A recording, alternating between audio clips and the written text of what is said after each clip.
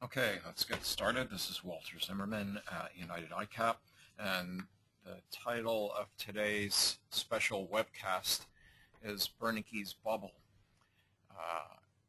And the subtitle is The Sky-High Stock Market and the Underwater Consumer. But before we get into the material here, I wanted to review the background for this webcast. And that background is that this whole pattern that we've been in since the internet bubble peak, this is a monthly S&P 500, the larger pattern suggests what's known as a broadening top. It's a classical chart pattern that you see during periods of extremely high volatility and extremely high uncertainty, where the market swings dramatically between rumors of one kind or another, and the broadening top would only need, in classical chart pattern terms, another new high above the 2007 high to complete itself.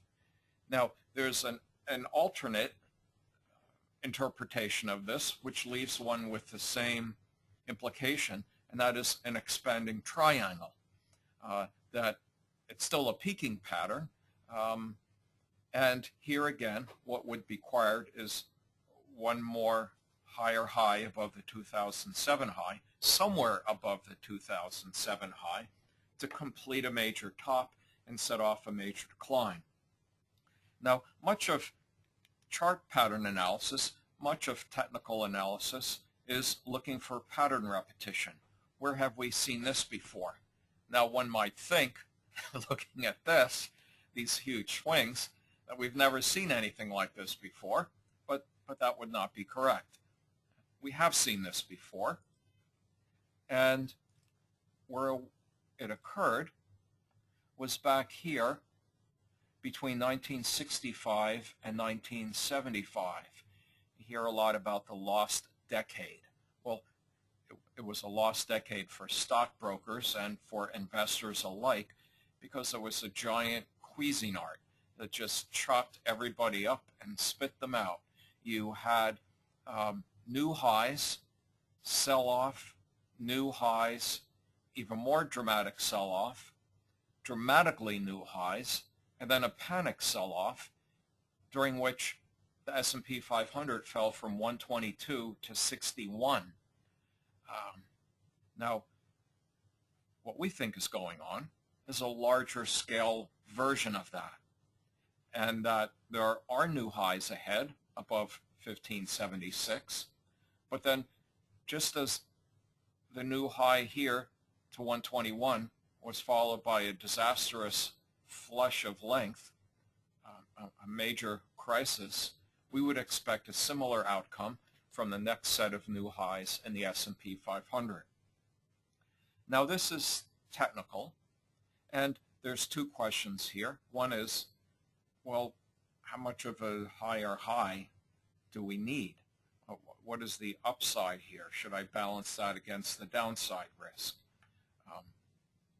Well, our bearish case lately has been this 1590, 1593 area.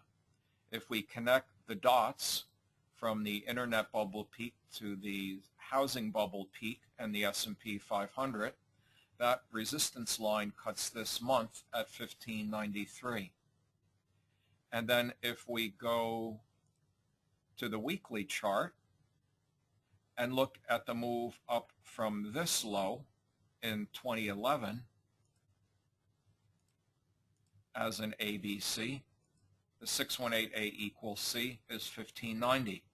And then if we start from this low, 1343, back late last year, 1343, and look at it as a five-wave move up, 1, 2, 3, 4.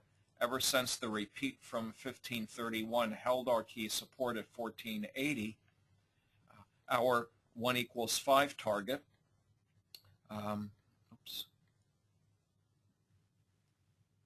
has been 1590. Starting to see a pattern here. 1590 on the monthly, connecting the dots from the internet bubble peak and the 2007 peak. 1590 on the weekly chart, counting up off from the lows of 2011. Now here we are, 1590 on the daily chart, counting up from the lows of late last year. And then finally, from this 1485 low, here, looking at a 5-wave move up, 1, 2, 3, 4. In our weekly report, we cited 1540 as the must-hold for the bulls. It held there, is ricocheting higher once again, and here the 1=5 target is 1580. There's a whole bunch of stuff overhead, 1580, 1590, that suggests even if we're going higher than that, intermediate term, we're likely to suffer a serious pullback from that 1580, 1590. Now, as one last caveat, there are cases for something more significant than 1590. For instance, there's a case for 1665, but then a dramatic dump. And there's actually a case for something between 1780 and 1790, but then an even more dramatic dump. So we're in the territory where what all these models have in common, technically, is the presumption that the higher it goes, the harder it will fall. And what we want to get into here today is the background story. Is there a background story? Can we readily find major problems that would suggest that this rally from 2009 is a bubble, just like the rally from 2002 was a bubble, just like the rally from 1996, 1997 was a bubble? Can we find evidence that this is a bubble? The internet bubble was Greenspans, the housing bubble was Greenspans. Is this Bernanke's bubble unfolding here? So that's the backdrop. Now let's go into the material. And by the way, the slides from this, as well as the webcast we're recording right now, will be placed on the observations section of our website. So you'll be able to print out these slides, this text, and review it at your leisure later on. But again, the preface is technical analysis suggests this rally is a bubble and won't have a happy ending. So is there a background story to buttress or support, or at least indicate, that the technical view might be correct? And what we're going to be starting off looking at are some economic indicators which come in one of two varieties, either nominal, just the straight numbers, or real, adjusted for inflation. Nominal, the word nominal means existing in name only. So economic indicators not adjusted for inflation clearly don't have much value, otherwise they wouldn't be called nominal.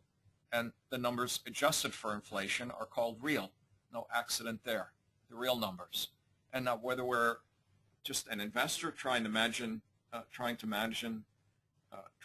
manage a few stocks, or we're an economist taxed with managing an economy, or we're an analyst, or we're a CEO, whatever of those categories we might most resemble, all these levels of endeavor have one thing in common. None of these efforts have any use for nominal numbers. We want the real numbers. We want to unmask the effects of inflation and see what's really going on. The curious thing is, while we all instantly and effortlessly dismiss any economic indicator that's not adjusted for inflation as a waste of our time, with the stock market, we probably have never even seen a real stock market chart that is adjusted for inflation. And we'll be getting into, I think, without too much trouble, why that's the case. Why do we demand that every economic indicator be adjusted for inflation? And why is the stock market probably the one economic indicator that we've never made an attempt to adjust for inflation? And we think the reason is human nature. The real Dow, the real S&P charts, as we'll be seeing later on, look awful, whereas the nominal Dow, the nominal S&P, is a bullish extravaganza. So let's proceed here. And this, again, is really the other reason for doing this report, beyond is there a background to the stock market rally as being a bubble, is why in general is it important that we look at nominal numbers versus real numbers. If we're an investor and our investments are not keeping pace with the rising rate of inflation, then we're exposed to the rising cost of living. And however much our stock portfolio may be going up in value, if it's not keeping pace with inflation, then it's only the mirage of wealth and prosperity. It's only an illusion of a successful portfolio. And on the bigger side of the economy, if the economic indicators are improving, but they are not outpacing the rate of inflation, then what we're looking at is not a recovery, but simply inflation.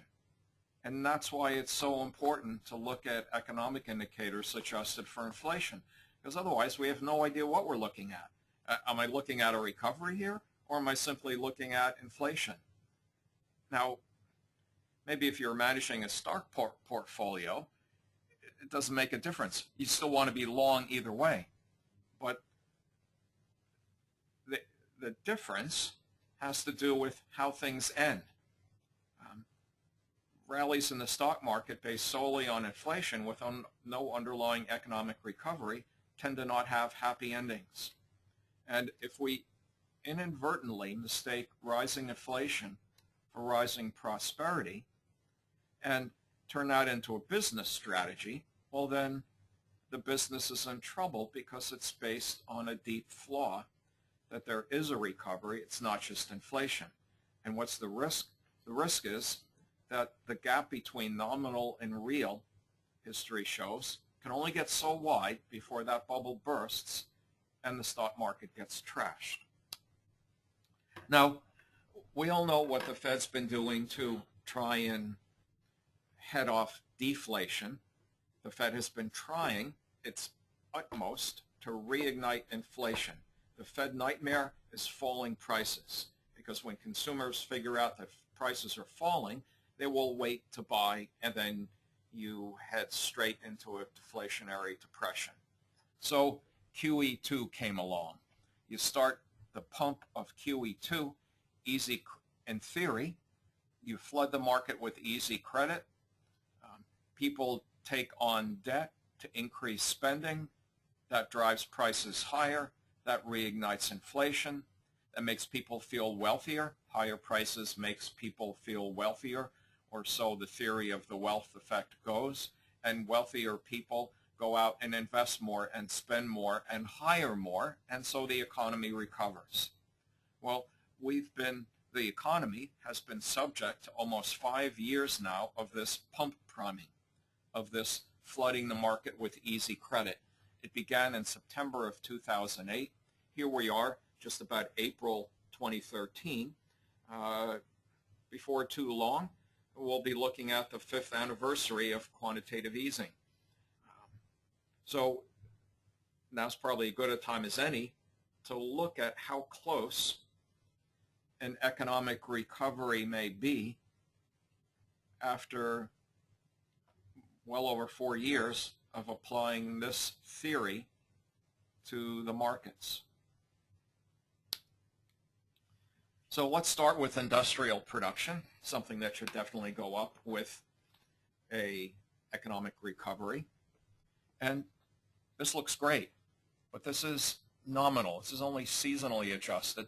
This is not adjusted for inflation.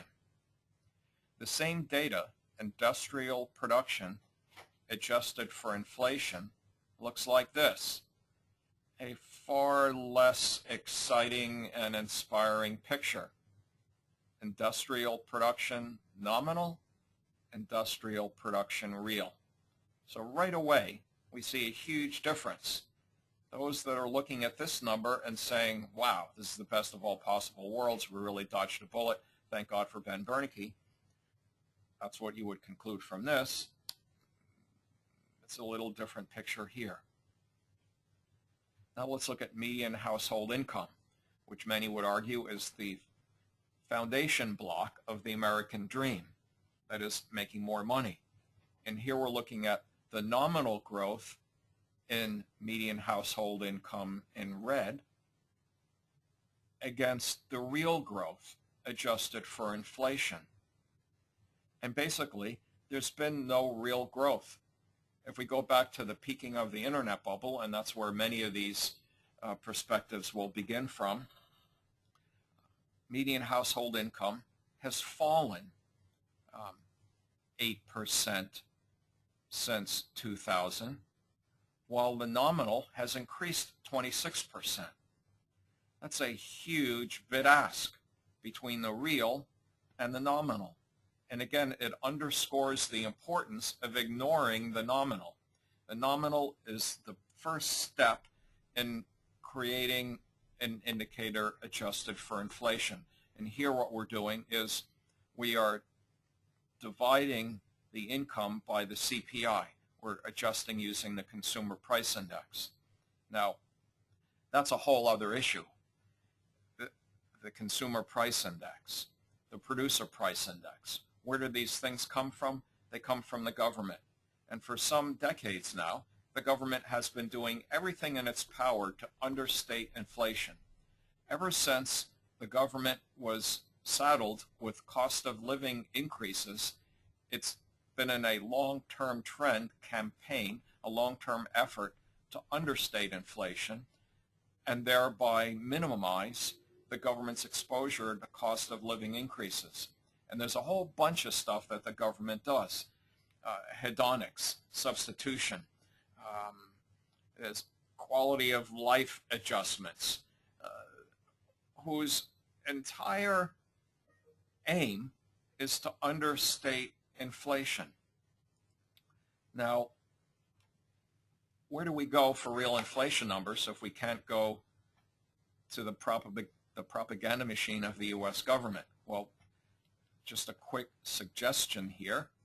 There's been a fellow called John Williams who, as an accountant, noticed that the CPI and the GDP and the unemployment numbers weren't really adding up to non-government numbers. So he started digging a little deeper, and he has a subscription service here. And just to kind of highlight, while the government is saying inflation is 2%, he's saying, well, if you roll back to how the government used to calculate inflation before the goal became minimizing its effects to minimize the cost of living increase to the government, if you use how the government used to calculate inflation, inflation is running at 6%, not 2%. So I just wanted to get that issue out of the way.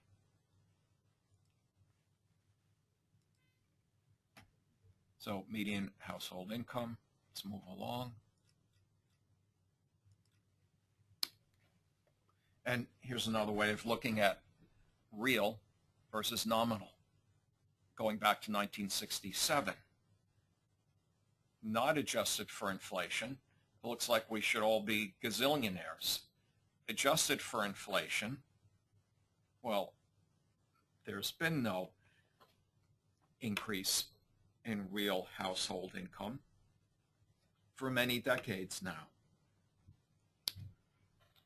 And the reason for that is it's been Fed policy to create, for some time now, to create the illusion of wealth by constant pressure on weakening the purchasing power of the dollar. If everybody thinks things are rising in prices, food, clothing, shelter, stock market. Well, then we all must be doing great, because look what demand is doing to these things. This must be wealth. But what this is showing here is the purchasing power of the average American was remarkably stable for 150 years prior to the advent of the Federal Reserve. And since the Federal Reserve came on the scene in 1914, the U.S. dollar has lost 98% of its purchasing power. Don't think this is a coincidence. Flat, stable, reliable, out of control. Here, we look at the whole issue of, well, wait a minute, consumer credit has broken out to new highs. Isn't that bullish? Well, the total consumer credit is in red here. And if this is total consumer credit taking out student loans. So this goes to the point that I'm reminded of the elephant. It uses one set of teeth for show, that is, its tusks, but the teeth that it actually eats with are far less impressive. This is the tusk, this is the teeth. Tusk, teeth. Tusk, teeth. Retail sales is another big one here. This is retail sales from 2000 adjusted for the CPI, the government's version of inflation, after they've jumped through several hoops to minimize the impact of inflation. If we use that Shadow Stats, John Williams' version of inflation, which is how the government used to calculate it, this is retail sales. Tusk, teeth. There's a huge difference here between looking at the government's inflation-adjusted retail sales and how the government used to calculate inflation and calculating retail sales from that. So the consumer, I think, is very much aware of the difference between nominal and real, and that's why consumer sentiment has been in an uninterrupted downtrend since the internet bubble peak. Yes, there's been rebounds, and most recently we've had a big rebound from the lows of actually 2009 to 2011. There was a double bottom in consumer sentiment, and then the rebound from 2011. But while everybody was celebrating this rebound, we were kind of pointing out that, hold on, put the cork back in the champagne. This is still a downtrend. This is still a series of lower highs. And until and unless we see consumer sentiment break above this resistance line and then retreat and find support, until we see evidence that resistance has become support, we think it's more prudent to say that consumer sentiment is in a downtrend than to say that it rebounded. Now, this is another variation of that CPI chart that we showed. This one here. This is the amount of dollars per ounce of gold. In other words, how many dollars does it take to buy an ounce of gold? And there's a reason it's gone from basically $250 to $1,700 since the internet bubble peak. And that despite Bernanke saying he's got a great track record on inflation, and despite the government saying inflation is only 2%, You can fool some of the people some of the time, but not all of them all of the time, and somebody is on to what the government is doing here. Otherwise, you wouldn't see gold acting this way. Now, let's inverse this. We'll invert this, and we'll look at how much gold does $1 US buy. That has also been in a downtrend since the internet bubble peak. So if we look at gold as the true indicator of inflation instead of the government's manufactured numbers for inflation, one is tempted to draw a little bit different conclusion about how much of the recent improvement in economic numbers is just inflation and how much is a genuine recovery. And if we apply that to the stock market, this is in yellow, the Dow Jones Industrial Average priced in gold since the internet bubble peak. And in green, it's the Dow priced in US dollars since the internet bubble peak. And looking at it this way, one is tempted to make two conclusions. One, the US dollar doesn't buy what it used to, but also, has the stock market really been keeping pace with inflationary forces? To the extent that gold is a better indication of the inflation risk, the stock market has been in an uninterrupted downtrend since the internet bubble peak. Looked at in US dollars, what we see here, we think, is the fact that what is happening here is that more than the stock market going up in value, the dollar is going down in value.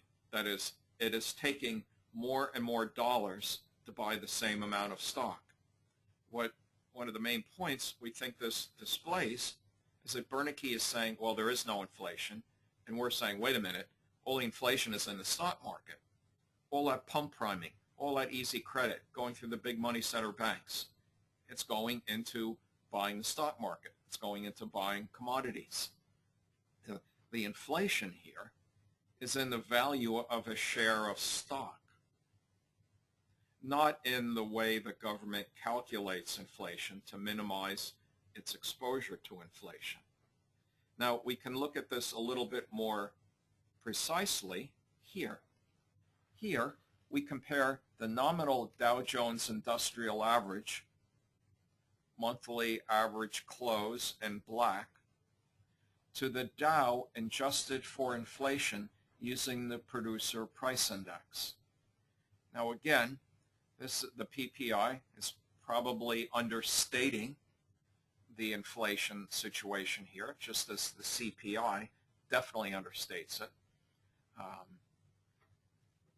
But what one sees here is something pretty dramatic. A huge, unprecedented gap has opened up between the real Dow Jones Industrial Average and the nominal.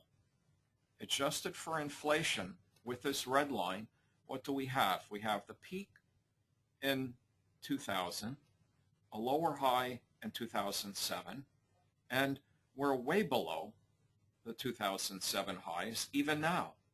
This chart was put together yesterday, so this is not outdated. This is as of yesterday. And what we also have is a low and a lower low. What's the definition of a downtrend? A series of lower highs and lower lows. That could not hardly be a different picture than the nominal Dow presents that has led to so much celebration and euphoria. The Dow making all-time highs. Okay, nominal, fine. Let's peel away how much of that new all-time high in the Dow is inflation and how much is a real economic recovery. When we peel away the inflation, yeah, there's been a rebound up off the lows of 2009, but we're nowhere near still the 2007 peak. Forget about the 2000 peak.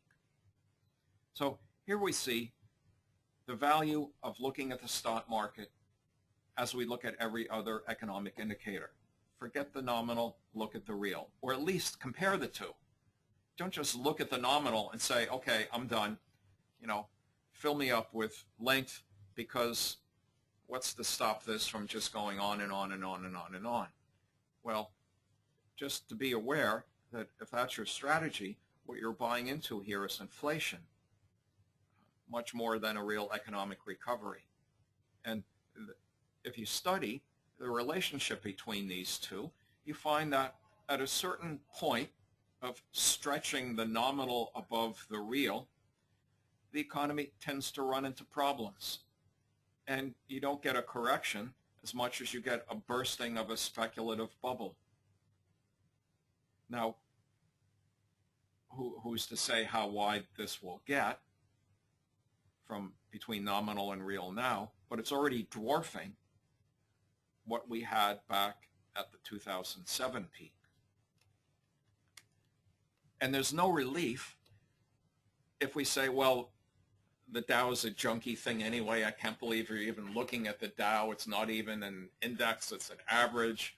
Who even bothers with the Dow anymore? Fine. Let's look at the S&P 500. It's an index of the 50 largest U.S. companies. Let's here compare nominal to real. Fine. I have no use sending this chart to the shredder. But this is the one that really matters. And if anything, it presents an even more impressive case for the recovery being mainly inflation and only nominally a real recovery. The 2000 peak, the 2007 peak, the recent peak. The gap between nominal and real in 2000 was burst by the breaking of the housing bubble. What will break this bubble? Now, there are other issues here that I want to touch on, and it looks like I'm going to be going for a few more minutes here. But the contrast between nominal and real is not the only affliction currently being suffered by the stock market. That is, the other affliction here is the extent to which corporate profits are dominating or corporate profits are replacing or subverting salary and wages. Here we look at corporate profits after tax in billions of dollars here in green, and salary and wages as percent of GDP. These are the salary and wages that drive the consumer economy. So, and this of course speaks to the whole issue of rising income inequality and rising inequality of opportunity. But this concentration of wealth, rising concentration of wealth in the corporations is fine if you're long a basket of stocks in the S&P 500, but it's not so fine if you're tasked with reviving a consumer-driven economy. And this is, I think I'm almost done here, but yeah, I'm almost done. Here, we look at corporate profits as a percent of GDP against the S&P 500. And I would suggest that there's something fundamentally wrong with the economy when you get these kinds of gigantic swings. And at present, the concern is whether this recent rally to new all-time highs in corporate profits as a percent of GDP is a bubble, like this was a bubble into 2005, and like this was a bubble into 1998. And note how this was kind of a leading indicator. This turned down. The stock market ignored it for a while, but then finally couldn't ignore it anymore, and then sold off. They both roughly bottomed together. And then once again, corporate profits peaked well in advance of the stock market, but eventually the stock market couldn't ignore it any longer, and they both bottomed together. Now we're in a similar situation, and there's a great quote from one of the greatest investors of all time: profit margins are probably the most mean reverting series in finance.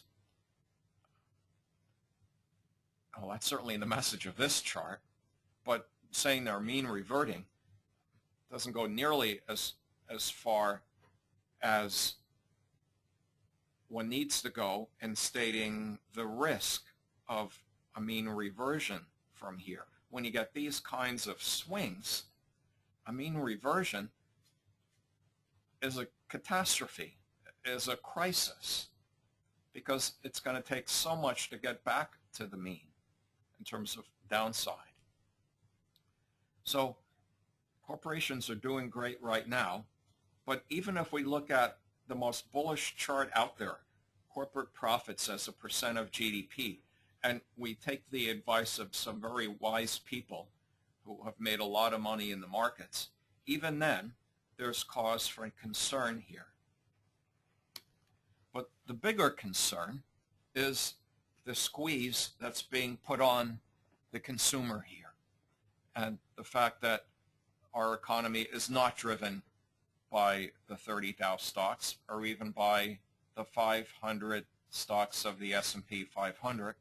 Our economy, for better or for worse, is driven by the consumer, and the consumer is being squeezed here big time.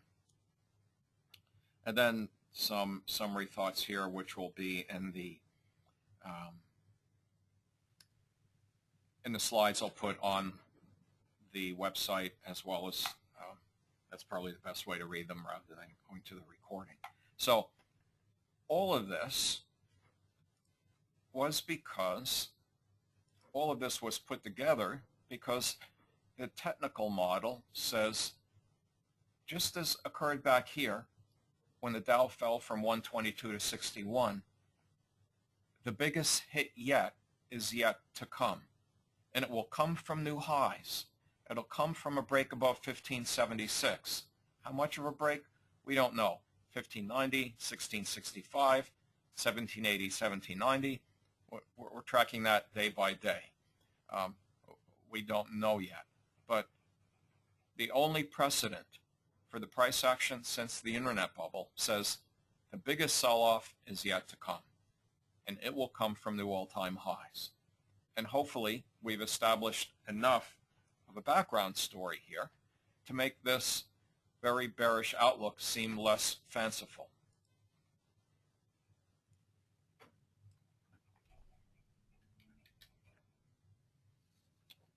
That went along a little more than I had hoped, but before we sign off here, any questions, comments, observations on any of the points that I've made here today?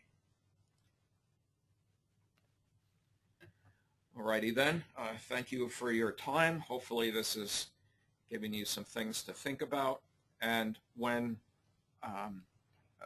if you want to review this or get a copy of the slides, the way to do that will be to go to our website. Let me just show you where that'll be.